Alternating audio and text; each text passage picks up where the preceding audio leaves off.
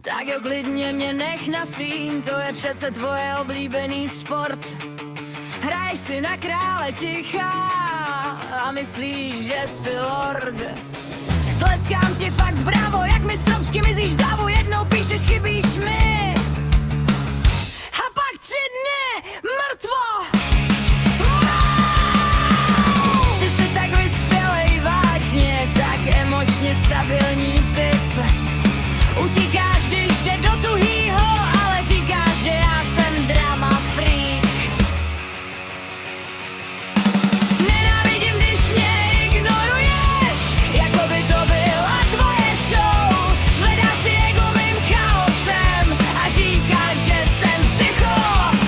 Nenávidím, když se vzdaluješ, jen abych tě chtěla víc. Hraješ si na nedostupnýho, ale zlato si čitelnej jak kýč.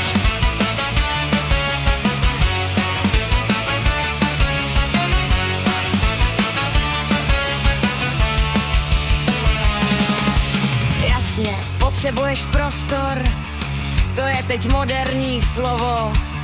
Pro nevím, co chci, ale nechci být za blázna znovu. Ty jsi expert a poloviční si ty na zprávy a hovory. Když se ti to hodí, namyslím na tebe, co trvá sotva pár hodin. Wow, jsi tak záhadnej, tak nedosažitelnej hrdina.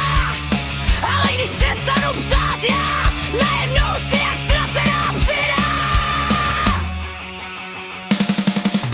Nenávidím, když mě ignoruješ, ale víš co, směju se, protože čím víc mě odstrkuješ, tím víc tě prokouknu, zlato už se nehrutím. Nenávidím, když se vzdaluješ, ale víš co, běž